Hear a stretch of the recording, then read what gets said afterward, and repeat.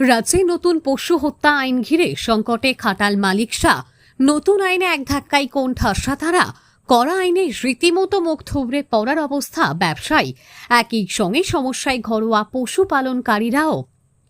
রাজ্যে নতুন সরকারের শপথ গ্রহণের পর 1950 সালের পশু হত্যা আইন কার্যকর করা হয়েছে। তাতেই সমস্যায় রাজ্য জুড়ে পশু ব্যবসায়ী, খাটাল মালিক ও ঘরোয়া পশুপালনকারীরা। হ্যাঁ হ্যাঁ, পুলিশের ভয়তে তো আসছে না কেউ। আর এর জন্য কি আপনি কি সমস্যায় পড়েছেন? ওই ভয়তে আমি কিছু বলছে না কেউ, বলতে 1000 টাকা দিয়েছে আর আসছে না, ভয়তে আসছে না। তারা কি টাকা চাইছে? হ্যাঁ, তারা টাকা চাইছে।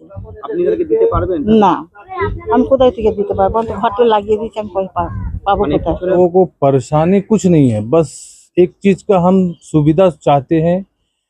1950 से ये कुर्बानी का परंपरा चलते आ रहा है और आज तक जो भी सरकार आया है अभी तक ऐसा शासन नहीं हुआ था। मगर हम ये बोलेंगे, सरकार से हमारा निवेदन है कि जैसे चल रहा था इस साल के लिए हमको छूट दीजिए, क्योंकि हमारे पास जितना भी जानवर है हम इसका सर क्या करेंगे।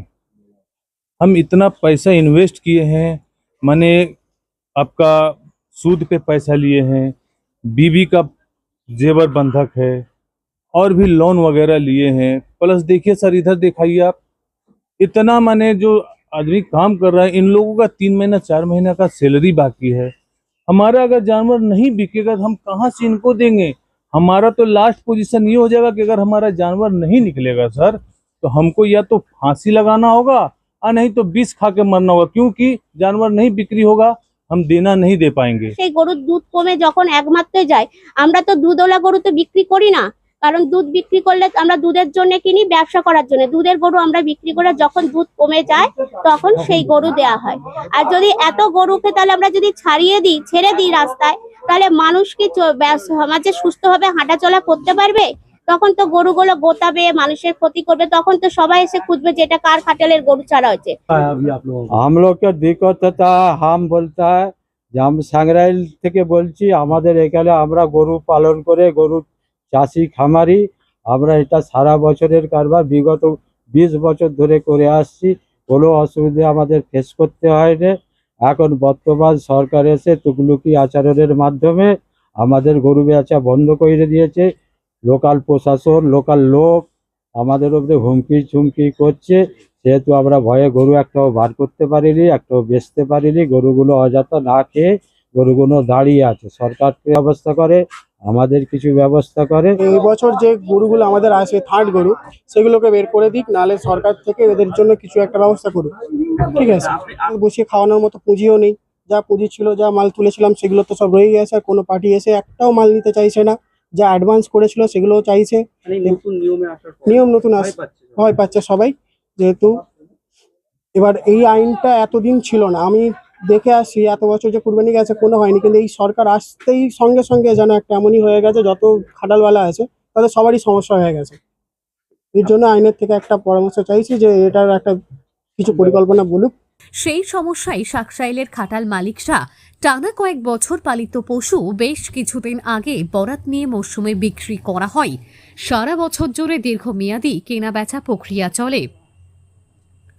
এমতো অবস্থায় হঠাৎ আইন কার্যকর হতেই দারুণ সমস্যার মুখে পশুপালনকারী ও ব্যবসায়ীরা। এমতো অবস্থায় প্রজনন ও দুধ উৎপাদনের ক্ষমতা হারানো গরু বিক্রির জন্য নেওয়া অগ্রিম টাকা এখন ফেরত চাইছেন ক্রেতারা। এতে চরম আর্থিক সংকটে পড়েছেন বহু ব্যবসায়ী।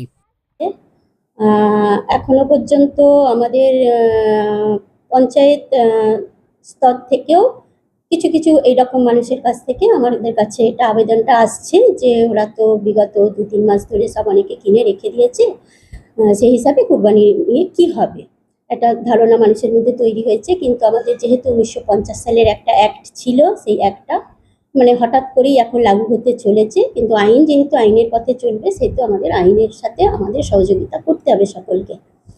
সেই হিসাবে যে নিয়মটা চালু করা হয়েছে যে রেজিস্টার্ড কোনো কসাইখানাতেই একমাত্র এই কুরবানিটা দেওয়া যেতে পারে, এবং 14 বছরের ঊর্ধ্বে কোনো গরু বা মহিলা এটাকে আমরা কুরবানি দিতে পারবো। দেখুন, আমরা মানে এক্সট্রা কোনোভাবে কিছু করতে পারবো না। স্ট্রিক্ট কমপ্লায়েন্স অফ ল আমাদের কাছে অর্ডার আছে। আমরা আইনে যেটুকু আছে তার বাইরে কোনোভাবেই এটাকে লক্ষ্য করার কোনো গল্প নেই। ঠিক আছে, ল যদি কেউ নিজের হাতে নেয়, he or she has to face the consequences. আইনের পথে একদম পুরো টোটালটা আইন মেনে হবে এবং আইনের পথ মেনেই হবে, কোনোভাবে এর আইনটাকে ডিভিয়েটেড করা যাবে না। যেগুলি আর দুধ দেয় না বা প্রজনন ক্ষমতা হারিয়েছে সেই বিক্রির টাকাতেই নতুন গরু কেনা হয় এবং খাটালের ব্যবসা সচল রাখা হয়। খাটাল মালিকরা জানান, নতুন সরকার গঠনের কয়েকদিনের মধ্যেই আইন কার্যকর হওয়ায় তারা বিপাকে পড়েছেন। অনেকেই আগাম চুক্তি অনুযায়ী ক্রেতাদের কাছ থেকে টাকা নিয়েছেন।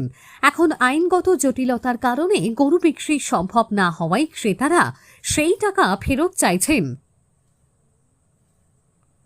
এক খাটাল মালিক বলেন, আমরা যে গরুগুলো বিক্রি করতে চাইছি সেগুলো আর দুধ দেয় না, প্রজনন ক্ষমতাও নেই। সেই গরুর খাবার, চিকিৎসা সব খরচ আমাদেরই বহন করতে হচ্ছে। এখন বিক্রি না করতে পারলেই বাড়তি খরচ কিভাবে সামলাবো? তাদের আরও দাবি, এবছর পরিস্থিতি বিবেচনা করে সরকার আইন কিছুটা শিথিল করুক।